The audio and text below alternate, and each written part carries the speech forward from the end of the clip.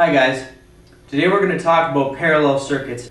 If you remember if you purchased my last video, we talked about the series circuit and Ohm's law. So I'm hoping that you watch that because I'm not going to go over series circuitry or Ohm's law. You're going to have to understand it as you follow along. So, okay, first of all, let's draw up a parallel circuit. I'm going to use a single cell battery supply. And we're going to put two resistors in parallel with the battery supply. So let's give our battery supply 10 volts, and each resistor, let's say, is 2 kiloohms of resistance. Okay, so the first thing we need to know is that the parallel circuit works completely differently from that of the series circuit. Let's make a table up before I start explaining the characteristics. Ohm's law still applies completely to this. Ohm's law always applies. So let's say R1, R2, and totals.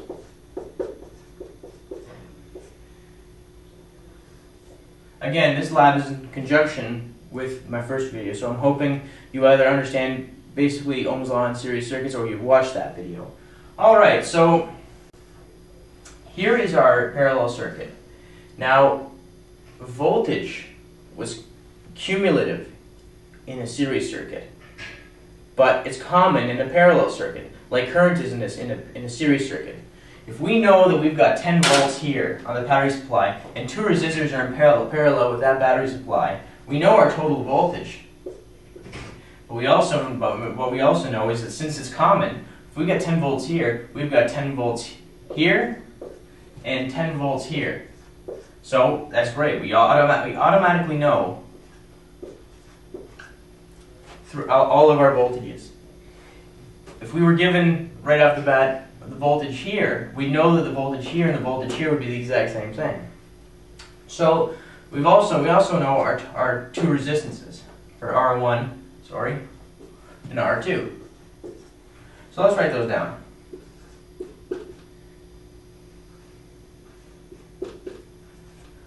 Okay, so here are the two other differences. Current is cumulative, meaning if we know the current across here and the current across here, we add them together, just like resistance and voltage in a series circuit. So, but resistance is another thing entirely. The great thing is, since we've got two variables along here and along here, we can already find our current values. Remember, I equals E over R. Do you remember the triangle? I hope you do. 10 volts divided by 2K, 10 volts divided by 2,000 is 5 milliamps. Remember, 5 milliamps is 0.005 amps. So let's try for the second one. Since the variables are the exact same for the second one, we're going to have 5 milliamps for along R2 as well. This was kind of a bad example because it looks like current is common, but it's not. Since we want to find our total current, all we have to do is add IR1 and IR2, which is 5 milliamps plus 5 milliamps equals 10 milliamps. Now, there's two ways we can find our total. In this case, since we've already got two variables, we can use Ohm's law. 10 volts divided by 10 milliamps equals our total resistance. So let's do that. 10 divided by 10 milliamps is 1,000 kiloohms. I'm just going to write that down, 1K. Remember, that's our total. But that's not what we want to do here. We got to know the real way of finding total resistance here in case we don't have two variables in the total, for totals. So it's a tricky formula. It's not really tricky. It's more tricky entering it into your calculator. Follow me up here, guys. RT is equal to 1 over the reciprocal of R1 plus the reciprocal of R2. Now let's fill out what we got here. 1 divided by 1, 2k plus 1 over 2k. So 1 over 2k equals 0.0005 plus 0.0005. We add those together, and then we take the reciprocal of that, which is equal to 1,000 ohms. So remember, we can get it one of two ways. This is the easier way, but we had two variables. So we figured out our entire circuit. But that's not all. We're going to do that again. We're going to do a whole other example here. Hold on for 1 second. Okay, so now we've got a new parallel circuit. We've got 3 resistors in parallel with a battery supply. We've got nothing in our battery supply, no value there. But we know that there's 5 kiloohms here, which is 500,000 ohms along R1. Along R2 we've got 5,000 ohms, 5 kiloohms. And along R3 we've got 100 ohms. So that's a huge difference. That's a huge difference. We've got a huge resistance along R1 and a very, very small resistance along R3. So, but we also know along R3 we've got 20 volts along R3. So that tells us something. So first of all, let's enter in what we know, okay? So R1 is 500K. R2 equals 5K. R3 equals 100 ohms.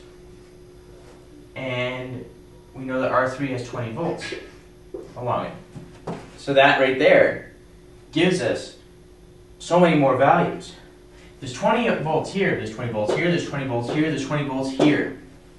So let's do that. 20 volts, 20 volts, 20 volts. All right. So now we've got two variables here, two variables here, two variables here. So first of all, instead of defining our current values, let's find our total resistance. Now here's the interesting part. Always keep this in mind. They don't really teach you this in school. It's a practical way of looking at it. No matter what, the total resistance of the circuit is going to be smaller than the smallest resistance. So the total resistance here is going to be smaller than 100 ohms. And I'll show you. So remember, our formula, our total equals 1 over 1 R1, the reciprocal of R1 plus the reciprocal of R2 plus the reciprocal, and you'll have to pardon my penmanship, the reciprocal of R3. So let's figure that out, huh? First we'll find this value, then we'll find this value, then we'll find this value, then we'll add them together, then we'll take the reciprocal of that. So RT, resistance total, equals 1 over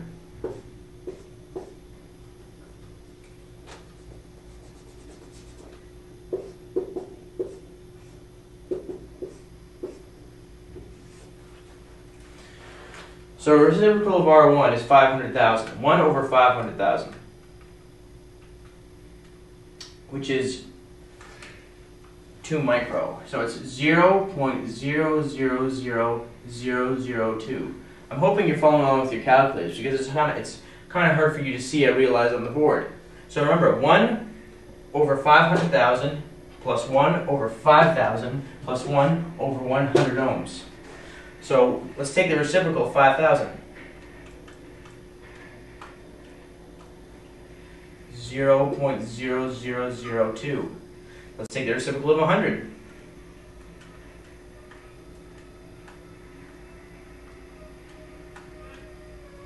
0.1. So now we're going to add all those together. 0.1 plus 0.0002 plus 0.000002 equals. Then we'll take the reciprocal of that. And that number, if you're not calculating along with me, is 0.010202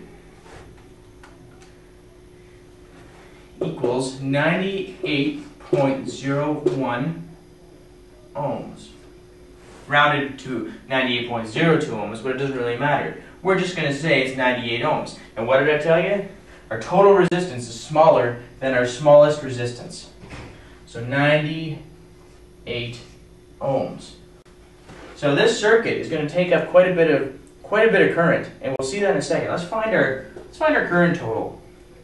Remember, the smaller the current, or the smaller the resistance, the higher the current. Always. If I was to say short this,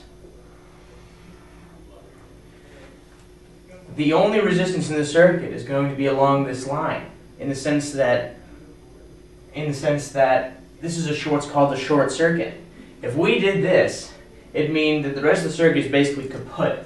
That all the power in the circuit is going around in here, because there's no resistance along here, or if there is, it's very, very, very, very tiny.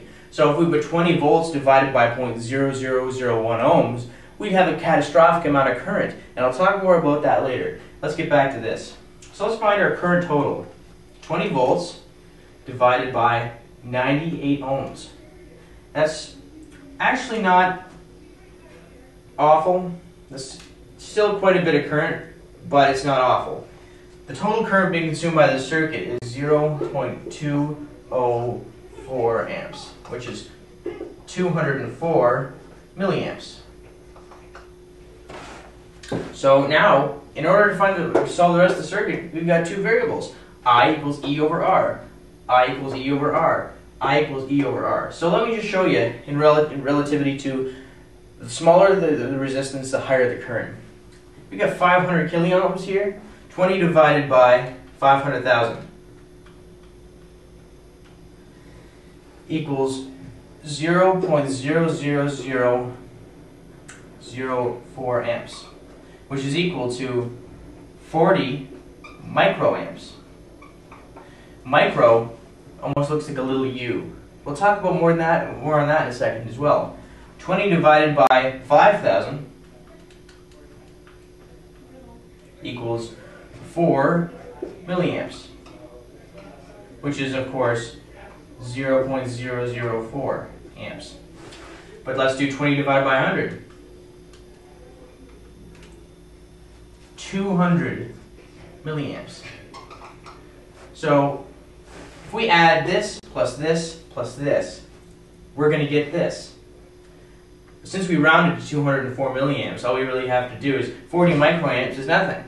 Let's add them all together. 200 milliamps plus 4 milliamps plus 40 microamps equals 204.04 milliamps. So I realize this is a bit confusing considering you're looking at a big table. Well, we're going to do one more circuit before the end of this, then we're going to talk a little bit about the breadboard.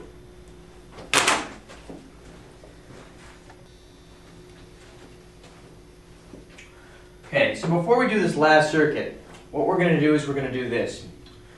I haven't fully talked about our scientific notation.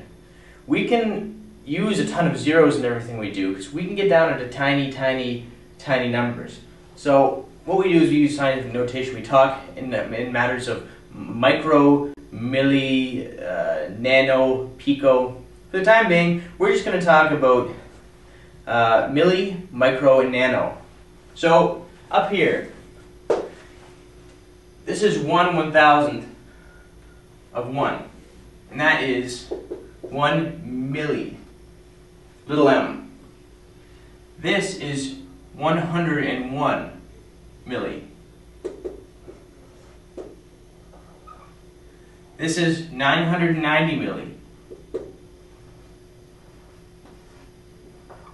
We were talking about current, we were talking about resistance, we were talking about voltage. This is how we would do it. Let's just say we're talking about amps, milliamps. So if I were to switch this 0.990 to say 0.090, then it would be 90 milliamps. So now we're talking about micro. When we go to 100,000ths of 1, you see how I've put little walls here? Because we're thinking 3 decimal points, 3 decimal points, 3 decimal points. If we have 0.0001 this is equal to 100 microamps. Now remember, we're just talking about using amps as a form of explanation. If we have 0.001, remember 3 decimal places to the right, and then we have 0.1 after that, is equal to 10 milliamp microamps. Sorry. If we have 0.000, remember 3 decimal places to the right, 3 more decimal places to the right, then we're at 1/100,000th of 1 equals 1 microamp. So now we're going to get into nanos. 3 decimal places, 1, 2, 3 to the right, and then another 3, 1, 2, 3. Remember, milli, micro, and now we're in nano. So realistically, if we're looking at this one way, this is 500 nanoamps. We could even add, for confusion's sake, we could add 2 zeros there. It wouldn't make a difference. Here we've got 0.0000. We're out of micro, or we're out of milli. 000. We're out of micro. We got 555 nano.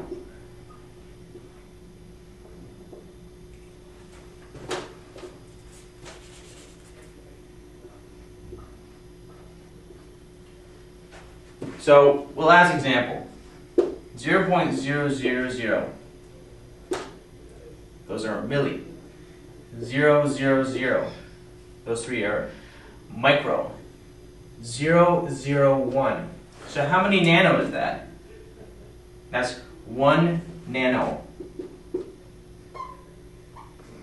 Nano is is a lowercase n. Now, if we wanted to go further to 3 more decimal places, that would be in pico. Now, when we go there, some capacitances, which we'll talk about in further lessons. But anyway, I'll erase this, and we'll start on this new circuit. Okay, so let's fill out what we know here. R1 has 5 volts across it, and it has 1 kiloohms of resistance. R2, we know, has 2 kiloohms of resistance. R3 has 3 kiloohms of resistance. So we can go ahead, we can do a bunch of things here. First of all, we know 1 voltage value is a parallel circuit, so what can we do? 5 volts, 5 volts, 5 volts. Great. So we've got 2 variables here. We can find I equals E over R. For all 3 of these, for R1, R2, we know how much current, we can find how much current is going along this resistor, and this resistor. But we want to find the total. We want to make sure we have 2 variables for every single thing here, including totals. So let's do what we've done before. Let's find our total. 1 over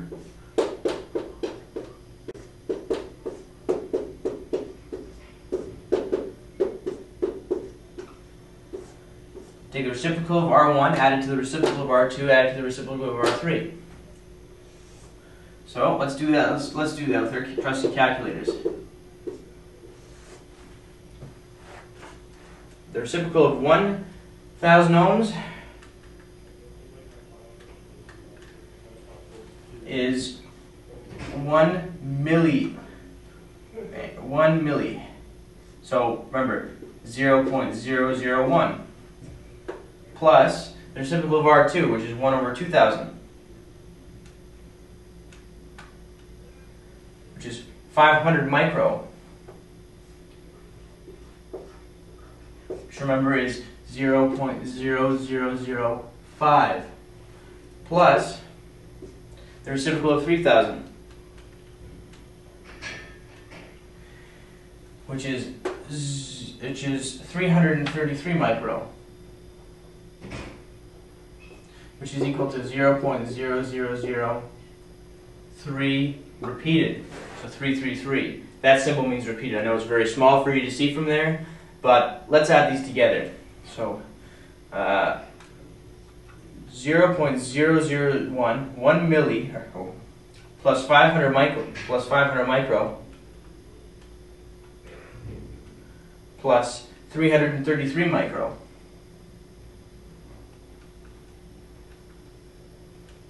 equals 1 over 0.003 0.001833. You can also say this as is, remember, we'll put a wall there, 1.833 milli. So, let's take the reciprocal of that. 545 ohms. Let's round up to 546 if you're doing it along with me. And I highly suggest you're doing this with me because you will learn, and trust me, we're getting on some way more interesting stuff as we go along, but this is fundamental stuff. You really have to pay attention to it. So let's try it. 546 ohms of resistance for total. So let's find our I total by using 5 divided by 546. 9.165 milliamps. Now we're going to keep this in mind that we can find this a bunch of different ways. We can get all the variables here, add them together to get something like that too. So that since we're rounding, it might be a tiny bit off, but it's because we're rounding, we don't want to get into the tinier numbers. So let's quickly figure these out. I equals E over R. 5 divided by 1000 equals 5 milliamps. 5 divided by 2000 equals 2.5 milliamps. And 5 divided by 3000 equals 1.66 repeated milliamps. So we'll add these together.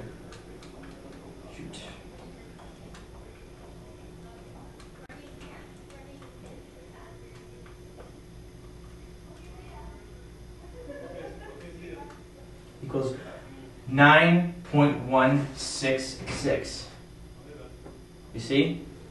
Exactly the same thing. You can find these things. There's always a different way of finding, which is why I'm trying to show you the table. Table is the greatest way of trying to fill these tables out. And once you fully comprehend what's going on in your circuit, these will come into play. Always very, very important. So now I hope that you can go over this. You can watch this video as many times as you want. Remember, you bought it. You paid $1 for it, so you've got the link. You can watch as many times as you want. And if you're still having problems, feel free to email me a question you might have through eBay, and I'll do my best to answer it as promptly as I can.